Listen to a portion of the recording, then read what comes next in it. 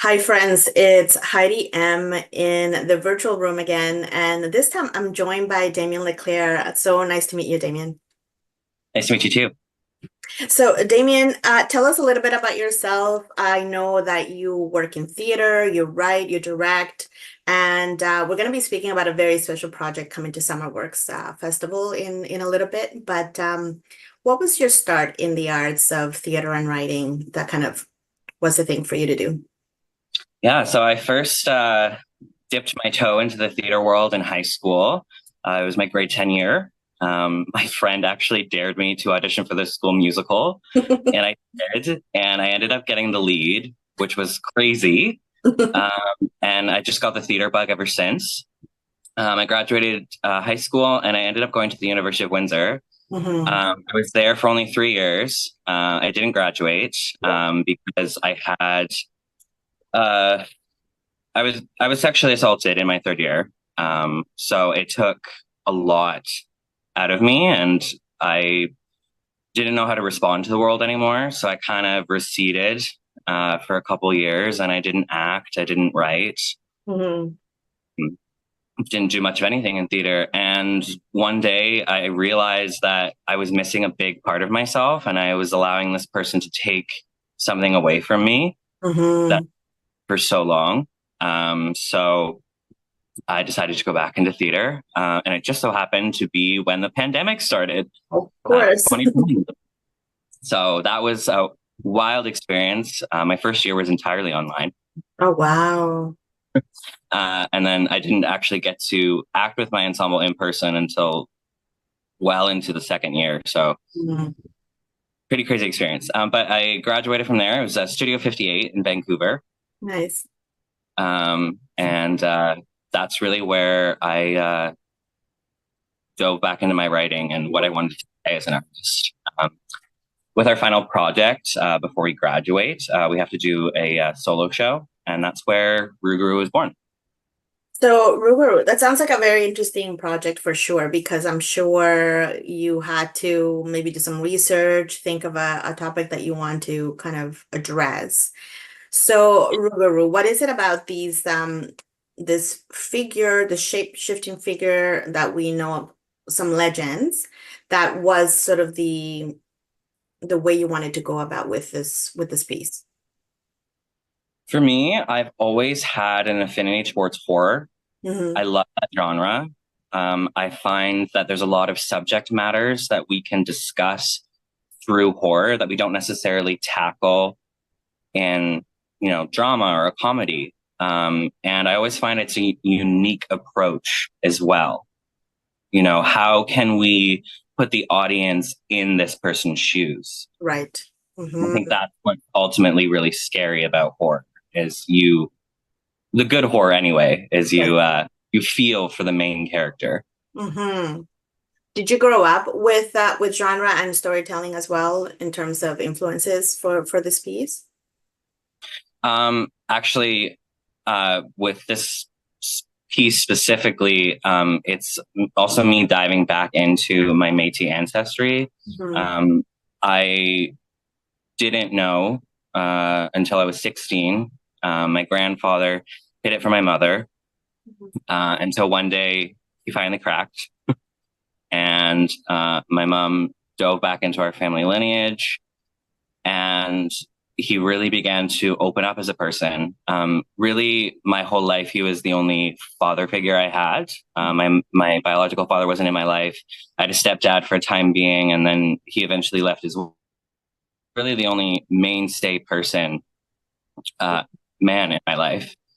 And because of this, he began to open up and talk about his mother and how he would spend summers out in the bush with no electricity, no running water, and they would do hunting on their land and trap and fish and just really live off the land. And he talked about how proud my great grandmother used to be of being Métis.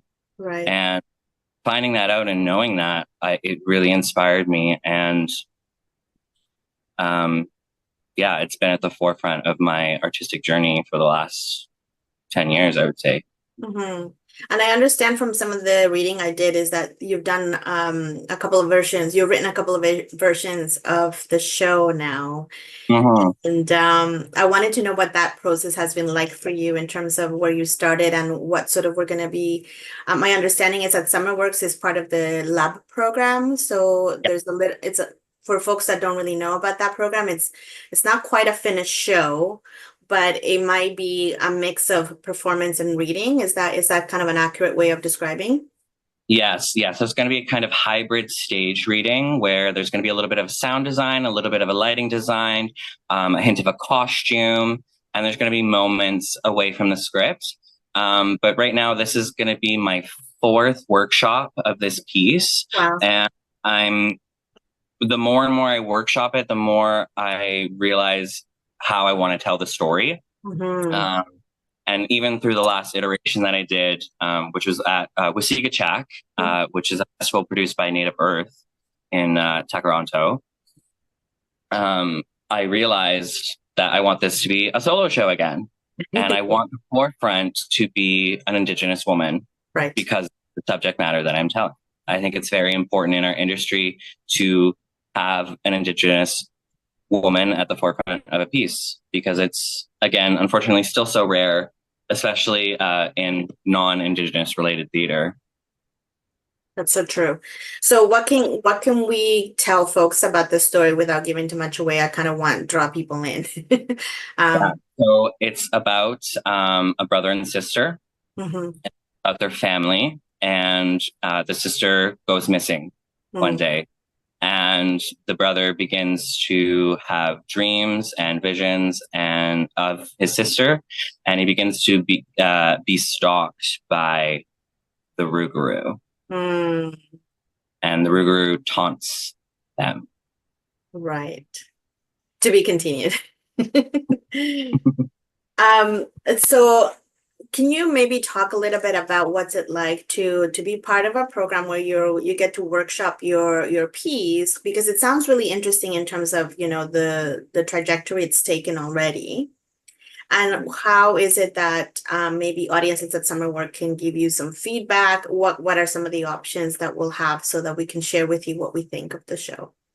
Yeah, I think it's incredibly exciting to be a part of the lab of SummerWorks, just because I don't have to have a definitive product or finished piece, which is great in where I'm at in the process. I'm still forming and putting things together, and how I want the piece to present itself to the audience.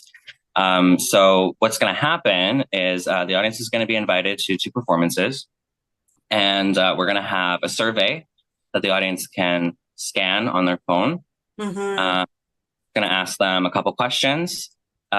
Basically, the main question being, what did you like from the piece? What did you take away? And where do you want the piece to go? So a kind of trajectory. What do you want to see happen to the characters? Mm-hmm. Oh, excellent. And I don't know if I asked this already, but I wanted to know if there were any specific references that you use from other either literature or film, because I know you talked about that you like horror and genre. Was there anything about the genre in general, in whatever format, that sort of is something you kind of keep in the back of mind? The social commentary Mm, that piece projects is definitely, yeah, a that's big part of it. And who do we have in your in the hybrid performance at SummerWorks? Because you said it's a one person show. Yes. So the actress is Lenny Jeanne Marie Bonin. Mm-hmm. She's she's Red River Métis. She's from Manitoba. Nice. Um, she is also currently at Studio 58. I think she has one more semester left before she graduates. Mm-hmm. But yeah, she's fantastic. Excellent. I just want to make sure people know who to look out for as well. So what happens, once people kind of come to the show, they give you some feedback. What are your plans with this? Is it you're going to workshop it again, take some time away from presenting it and kind of do another revision? Yeah, so yeah, I'm gonna take the feedback that I get from the audience, and I'm gonna do some rewrites, and then it's actually going to have a stage reading again Mm, in Vancouver. Ruby Slippers Theater is actually going to be producing it. It's going to be part of the Advanced Theater Festival. It's a festival that presents female, non-binary, presenting playwrights work. Oh, that's excellent. So that's another round of feedback for you, is it? Yes, yeah, and that will be like the complete version at that point. So like longer, more finished, because it'll be about an hour for the stage reading. Oh, I understand. Okay. I think it's always so interesting to hear the process because I think oftentimes people think theater is just, the play is written and it's all in one, like in one kind of not format, but it gets done in one sitting maybe, or it takes years and we get the finished product, but there's an evolution to it that I think it's for people to understand. Yeah, well, I think oftentimes, especially in Canadian theater, plays aren't workshops long enough. I find the workshop period extremely helpful as a playwright because I get feedback from the actors as well. How are you feeling playing this character? I'm not writing a piece and going, here you go, finished, on to professional productions. I'm finding the workshop experience extremely informative. Yeah, and I would say that I'll echo that sentiment because that's the one thing about Summer Works that I appreciate because I do live here in Toronto. So it's the one festival that I always look forward to because I don't know where things are at for some of the shows, and we go by description and then we go into the experience and then we leave with something maybe even bigger than we thought. I also kind of wanted to ask you in terms of your other work, are you going to be directing this piece, not just for the workshop portion of it, but do you think moving forward you'll also be doing the directing? Potentially. I know with the Ruby Slippers stage reading, I have the option to hire a professional director.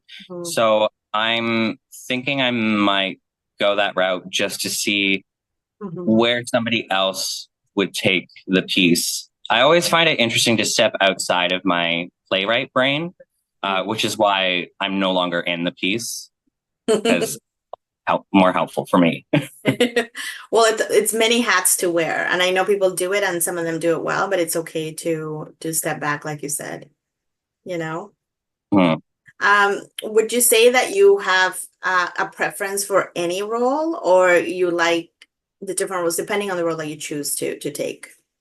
Yeah, I get the majority of my theater work with acting, in theater specifically, and it's just always been where my heart is ultimately. But any way I could be involved in the theater community and get paid for it, I want to do it.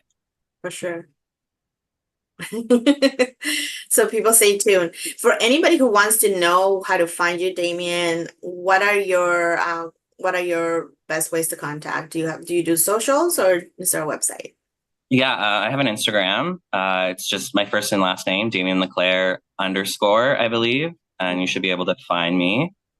And yeah, I'm pretty sure that's all I'm on right now. Well, that seems to be the place to connect these days. So I always ask because people are often curious about connections, even if virtual these days. I know you've had that experience through COVID. So, yeah, it's always good to let people know where you're at. And I'll also tag for anybody who will watch or hear this, I'll also tag the other information for Summer Works and the Vancouver option in case you are there.